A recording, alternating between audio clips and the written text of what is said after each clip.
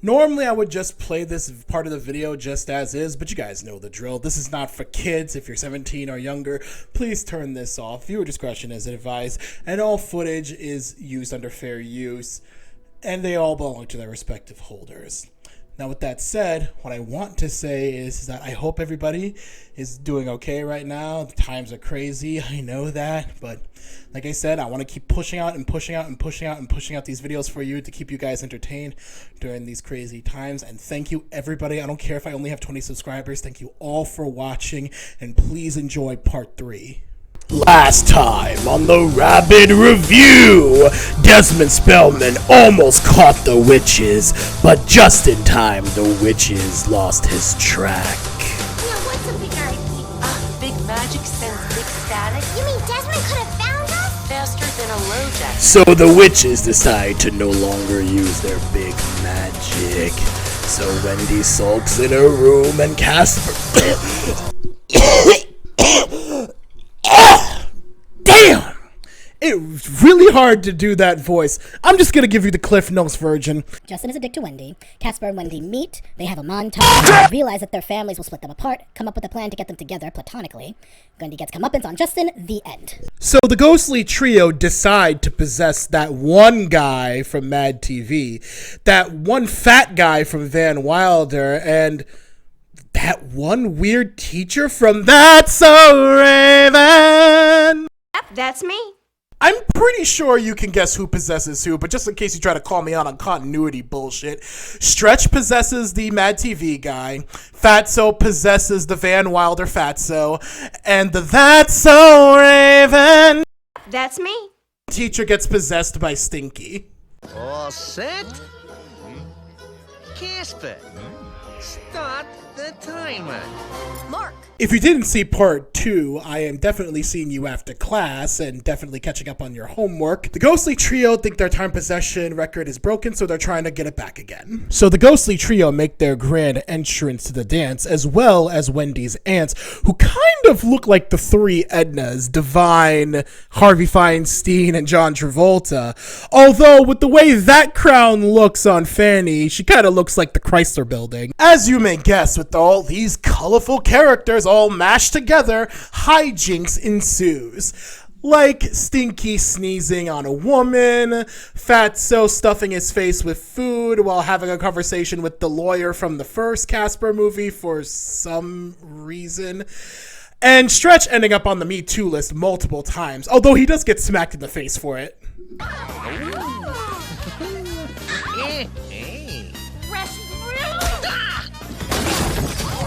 Okay, can I please see that for each time he pinched a woman's ass? Oh, and make the last one an epic slow-mo. 1, 2, 3, 4, 5, 6 smacks! The witches also hit on this one guy, which gives him one of the lamest excuses to leave. I gotta go, kill some bugs. That right there is the ditching line of 2020, ladies and gentlemen.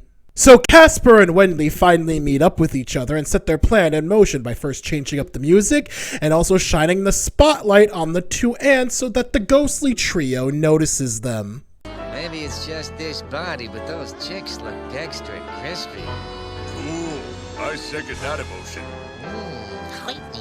As the ghostly trio head on over to the aunts to dance with them, we have a very extremely meta moment where the lawyer from the first Casper movie comes over and asks one of the aunts to dance.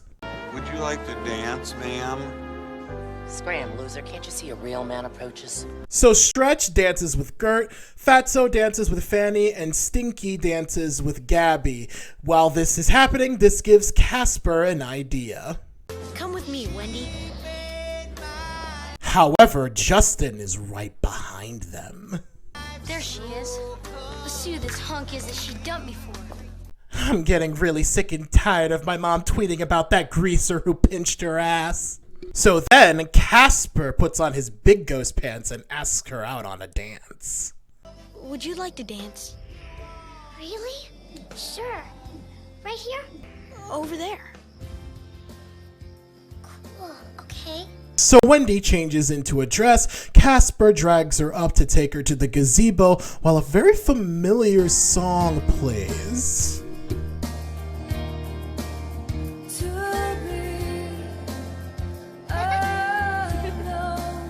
Hold on. Why does that sound so familiar, yet so obscure? Wait, I know what it is, but it's gonna transform me into a Did You Know 90s guy. Did you know that this was originally a song that was played in the Mighty Morphin Power Rangers Season 3 episode, The Potion Notion, where Rita and Zed sent a monster that would force people to fall in love, although originally it was based off a Japanese yokai called the Kasha, which is an anthropomorphic cat-like being that burned people, which was originally from the Super Sentai series Ninja Sentai Kakurenja, which is also the basis for the Alien Rangers. As a matter of fact, the Alien Rangers... Okay, well, with that being said, we'll be right back after these messages.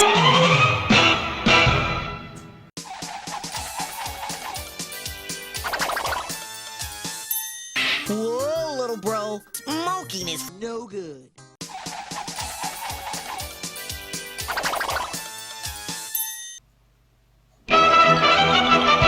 So Casper and Wendy end up at the gazebo, and Casper changes into his best James Bond impression. And as they're dancing, Casper gets a little bit of the jitters. I don't dance very good, especially when someone's looking.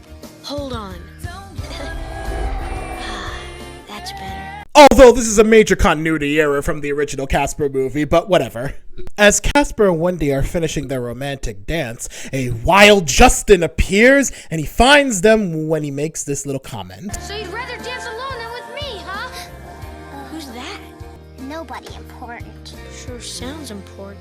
Also, to spare you guys, this love triangle plot point literally goes nowhere, so you don't have to worry about this bullshit. Meanwhile, at the dance, Casper's uncles can no longer hold their possessions, which make them sprout some pretty weird O-faces, and end up making a huge mess of the party, which brings a whole new meaning to the word party crasher. Casper and Wendy make this realization and go to find out what the problem is. Oh, it's been too long. They're losing control. So the ghostly trio go outside so they can unpossess themselves, where the ants make a strong realization.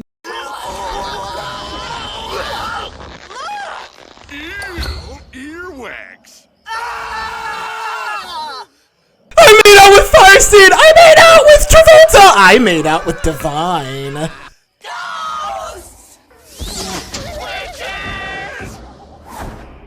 So Casper and Wendy tried to explain themselves. Do you mean to tell me that you have been hanging around with this floating roll of toilet paper? Get away from her before she gives you what? I will not let you associate with this puff of secondhand smoke. That's rich coming from a disenchanter. Go rattle your chain. Go peddle your potions. Oh, make us, you big Dairy Queen butt. Oddly, that was the most original insult. The ghostly trio threatened to scare the witches, but the witches have something up their sleeve. In the name of the great sorcerer Nagamo, I command that you turn these spirits into beanbags. Just a second. 1, 2. Run away! 3. What was all that? It was a bluff. Oh. Shit, I thought she was being for real. After that, Wendy gets reprimanded by her Aunt Gert that she's affiliating with the enemy, so they punish her and send her back to her room while she convinces the aunts that she's gonna fix everything. Later that night, Casper and Wendy meet up, where Wendy spills the beans on why her and her aunts are hiding away and makes Casper pinky promise not to tell. But you promise you cannot tell anyone. Got it? Cross my heart and hope to live.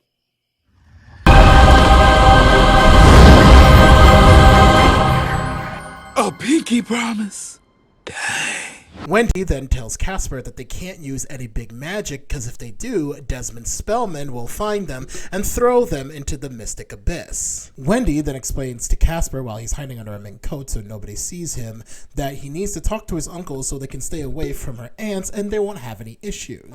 Well, sure, but you see, I'm not very good at standing up to them. Just put that on your corkboard for right now. That'll come back later. So Casper goes to confront his uncle so he can make sure they stop bullying the ants, and it goes about as you would expect. Who do you think you are? Let's get him. Right now! Wake up and smell the funeral roses. And you thought those jokes were only gonna be in part 1. Nope, it just came back in part 3. Listen! Why are you protecting them? Because they can't use their powers! As you saw, Casper accidentally lets the cat out of the bag, and the ghostly trio decide to get a little revenge. For glory! For honor. Formerly known as Prince! Stretch then throws Casper into the toilet so he can't warn Wendy or the other witches. Maybe he's sick. He looked a little flushed to me. The ghostly trio end up in the witches' cabin and warn them to leave. This is our vacation spot, see? So make like Michael Jackson and beat it. You guys better get out of here before we turn you into a year's supply of diapers. You broom jockeys can't use magic. What? You don't scare us, we scare you. Get him, boys! So the ghostly trio end up going on a scaring spree against Wendy and the rest of the witches when Wendy had finally had enough. They were fast when I was faster. Paint these ghosts with a coat of faster. However, since she did use a powerful spell, she gets caught by Desmond. Got you little hex hammer, and I'm going to destroy you. So the ants and Wendy have a premature celebration while Justin steals Wendy's wand, and they realize that because she used a powerful spell, they have to leave because Desmond's on their trail. Casper finally gets to Wendy's cabin, probably smelling like septic sludge, and he tries to warn her about his uncles, but obviously he was too late, and they end up getting into a fight because they always have to get into a fight in the beginning of the third act of these kind of movies. And I'm not gonna lie, the only thing that really irks me about this scene is that Wendy really makes it seem that Casper did this on purpose and that it's all his fault, when he literally stated not too long ago. You see, I'm not very good at standing up to them. So I feel like this scene's a little too harsh. It's almost like the time that Hilary Duff was bitching about everybody about the Coriolis virus. Oh, and Casper gets jealous of Justin because he's playing with Wendy's wand, and the only reason why they put this scene in is because for later in the third act. Casper returns home sulking while his uncles reprimand him. Casper then tells him about the warlock Desmond Spellman trying to go after the witches and that they need to help them. No way! No, how? No shirt, no shoes, no service. You three love to act nasty and talk big and be selfish. But tonight, you did something I'm never gonna let you forget. You cared about those witches. He said you got no nipples! The ghostly trio denies what Casper says, and Casper is left all on his own. Meanwhile, Desmond Spellman and his two goons arrive at the resort looking for the witches. Wendy, realizing her wand is missing, tries to find it, but the ants want to get away from Desmond. However, the two goons are hot on their trail, and since apparently they can't just fly away because they'll spot them, they have to find another way to escape them. They do this by disguising themselves as housemaids and leaving the house, even though clearly that's their hair and somehow they're dumb enough to not recognize them. However, there is a snitch in their midst. They went that way. So the witches make it to the main lobby where they can escape when, unfortunately, here's Desmond! How dare you mistake my Egg McMahon reference for a Shining reference? Buggy Ding Dong and Dr. Giba walk towards the witches while Desmond Spellman dreadfully takes off his jacket. Desmond then walks menacingly to his adversary and coyfully makes fun of her. You're the big bad Wendy, eh? And you're the geek who's been hounding me. Desmond then cockily tells the witches that an oracle prophesied that Wendy would become a greater witch than Desmond. Then he coyfully plays around with them, even giving time to fix his hair, and also tells Wendy that he has to kill the witches too because he can't have relatives wanting revenge. Hold it right there, bucko. Wendy tries to go to Casper, but is stopped by the goons, and Desmond stops the witches. Yada, yada, yada. Flintstones, meet the Flintstones, they're the modern Stone Age family. Desmond then realizes that Casper is the ghost from the Oracle's prophecy, and then makes this sly comment towards Casper. Ghost? Defending a witch? Now I've seen everything. Really? Have you seen a man eat his own head? No. Then you really haven't seen everything, now have you, Donald Trump Tan? How dare you compare my tan to that imposter! Take that! You shall pay the price for your lack of vision!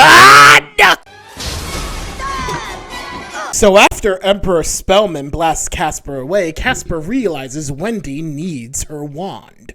Casper then finds Justin and his dickhead friend outside, scares the ever-living piss out of them, which accidentally transforms them into horses for some reason. Yeah, I know, I've been saying it a lot this whole review, but this might as well what the review should be called. Just for some reason, shit happens throughout this movie! Then Desmond recites the longest Alohomora spell I've ever seen to open a door, which opens the door to the Mystic Abyss, which I swear takes like 3 minutes, but it's only a minute, but it's like the longest opening to like any gate I've ever seen in a damn movie!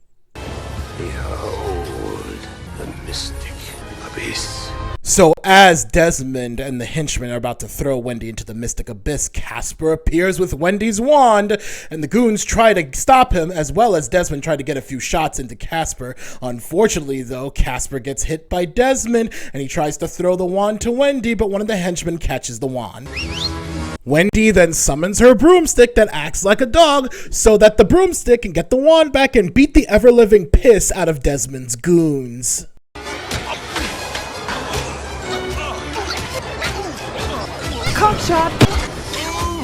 So Wendy finally picks up her wand and shoots a spell at Desmond, but it seems to have no effect at all on Desmond. That was not bad, but not nearly as powerful as me.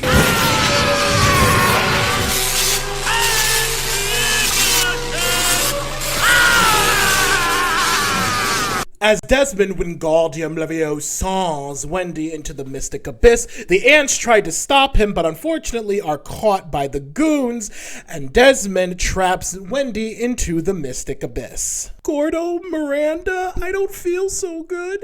But Casper wakes up and springs into action by grabbing one of those guardrail things you see in hotels and goes after Wendy. Desmond, assuming that Casper won't reach Wendy in time, magically puts on his jacket and starts sealing the door to the Mystic Abyss. But Casper reaches out for Wendy, even though with that face it looks more like he's gonna kill Wendy and not save her. Wendy finally grabs his hand and grabs onto the guardrail. Bitch, we're literally getting sucked into another dimension or whatever the hell this thing is. Just shut up and hang on! The ants finally get the upper hand and shoot a spell at the goons, which leads them to...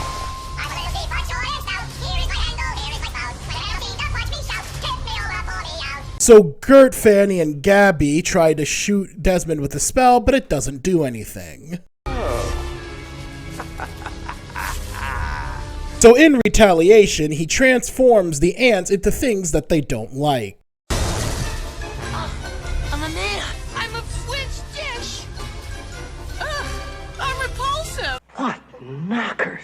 Oh, thank you, Doctor. They transform back into their former selves, but Desmond is not through with them yet. Now you're going to be fertilizer. So it looks like the ants are going to get a really bad rude awakening from Desmond when all of a sudden, a three-eyed creature appears out of nowhere, which scares Desmond so much that he accidentally into the Mystic Abyss below, but not before running right into Casper and Wendy and failing to try to grab them. And obviously the ants' saviors were the ghostly trio. Realizing that Casper and Wendy are still trapped in the Mystic Abyss, the ghostly trio hold open the door while the witches go after them. However, the guard slips, but just in time, the witches grab the guardrail and they pull Casper and Wendy out of the Mystic Abyss, and with one final pull, they pull them out just in the nick of time. So the ghostly trio makes sure that Casper is okay, and the ants make sure that Wendy's okay and have a big hug. The ants thank the ghostly trio for saving them and Wendy, and the ghostly trio admit that they had a good time hanging around with the ants earlier. But then the Oracle, Polly Shore, has one more thing to say to the witches and the ghost before they leave. Here's the latest. Desmond is now gone, and Wendy is the greatest. She's the greatest witch. She did something no other can boast. This little witch befriended a ghost. So Wendy is the greatest. It is her I select. Someday she'll be queen. So show some respect. Okay, hearing that and seeing the ants kiss ass to her after that, I feel like she's gonna become a Lord Voldemort, not a kind queen. Better keep an eye on her, ladies. So the witches decide that it's time to leave the resort, but Casper steps in the nick of time so that he can say a heartfelt goodbye to Wendy. Listen, I just wanted to say I'm really gonna miss you. Oh, next week you'll save some other girl from a swirling vortex of doom and you'll forget all about me. Actually, I save a girl from her self-destructive father who turned himself into a ghost by using a protoplasm soup mix to transform him back into a human, but apples and oranges. And don't even get me started with this asshole. So Wendy magically transports all the luggage that the ghostly trio made Casper carry and is totally making them not carry these luggages against their will. Lays a fat kiss on Casper, and they fly away like a butterfly in the sky. Dr. Geepa and Buggy Ding Dong end up working for Larry Tolby, again, for some reason, and we get our final line from Casper. So long, Sunny Bright Resort. It's been real friendly.